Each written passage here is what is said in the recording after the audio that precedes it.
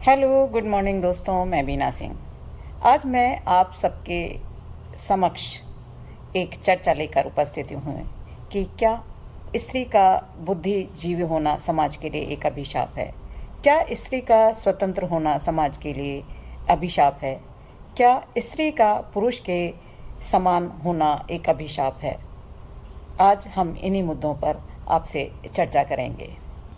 स्त्री और पुरुष सृष्टि के दो अहम किरदार हैं जो हमेशा से चर्चा का विषय रहे हैं, और हमारे बड़े बुजुर्ग स्त्री और पुरुष संबंधों को कैसा जिया जाए और कैसे एक परिवार को चलाया जाए, इस पर हमेशा हमारा मार्गदर्शन करते रहे हैं।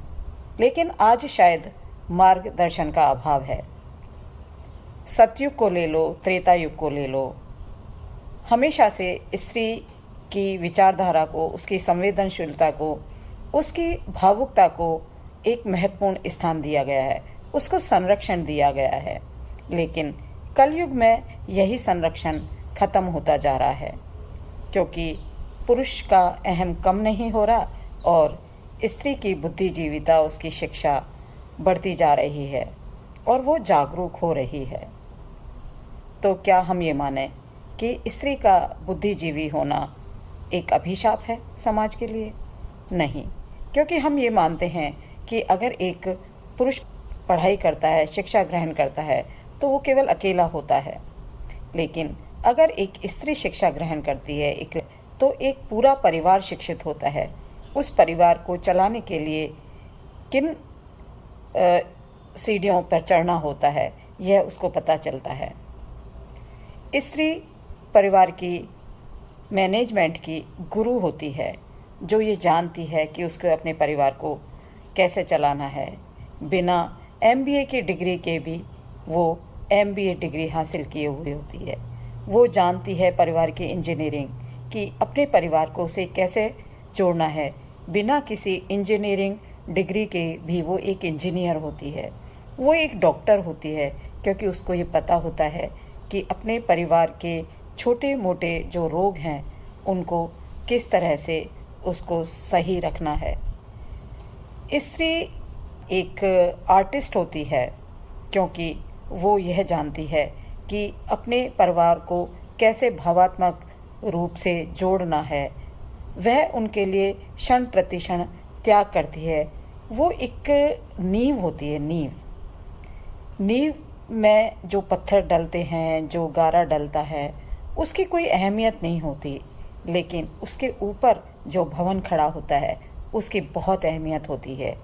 और स्त्री एक परिवार की नींव होती है, जो खुद दिखाई नहीं देती, लेकिन उसके बच्चे, उसके रिश्ते, वो सब महक रहे होते हैं और जिनको लेकर के समाज उसकी सराहना करता है कि ये परिवार बहुत अच्छा है, इसके बच्चे बहुत अच्छे हैं। लेकिन वो ये भूल जाते हैं कि उन बच्चों की अच्छी शिक्षा दीक्षा, उनके संस्कार में जो नींव में छुपा हुआ है वो कौन है? वो एक स्त्री है, जो उस परिवार को एक आकर्षक भवन के रूप में विकसित करती है।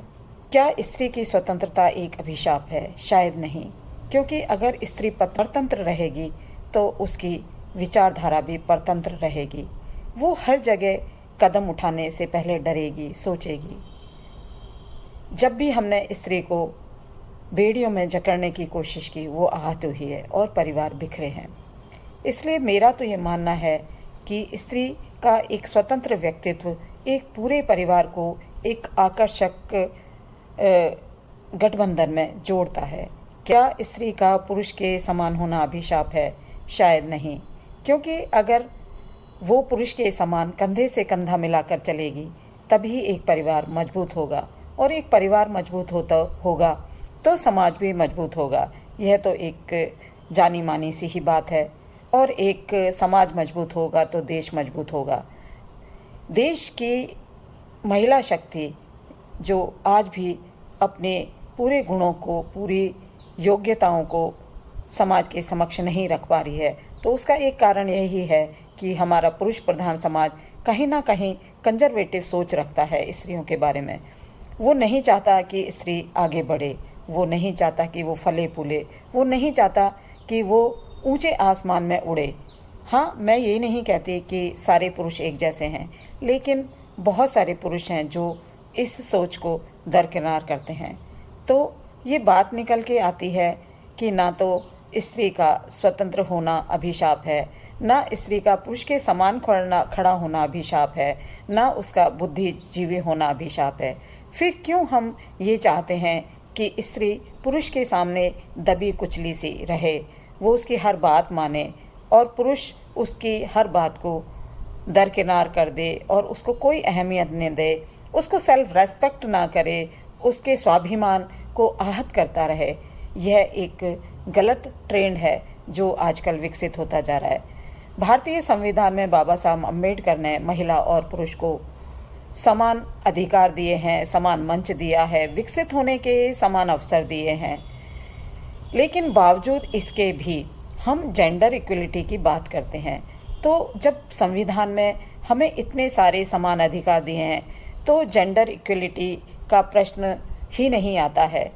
लेकिन क्योंकि जेंडर इक्वलिटी की बात करना ही यह दर्शाता है कि हमारे पुरुष प्रधान समाज ने आज भी महिलाओं को संविधान की तरह सारे अधिकारों से वंचित कर रखा है।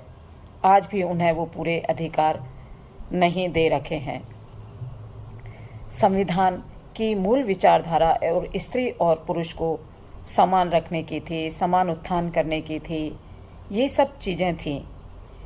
इसके अलावा भी संविधान में, क्योंकि संविधान के निर्माता बाबा साहब अम्बेडकर ये जानते थे कि भारतीय महिलाओं के लिए भारतीय परिस्थितियाँ बिल्कुल भी अनुकूल नहीं हैं, इसलिए उन्होंने मौलिक अधिकारों के अतिरिक्त भी महिलाओं को मजबूत बनाने के लिए बहुत सारी व्यवस्थाएं की। लेकिन उन व्यवस्थाओं के होते हुए भी आज महिलाएं उन सबको उपयोग में नहीं ले पा रही हैं और आज भी वो बहुत जगह प्रताड़ित हैं। उनका स्वाभिमान को आहत किया जाता है, उनसे रेप किए जाते हैं, उनकी मानसिकता को कुचलने का प्रयास किया जाता है। तो फिर बताइए कैसे हम जेंडर इक्वलिटी या जेंडर समानता की बात कर सकते हैं?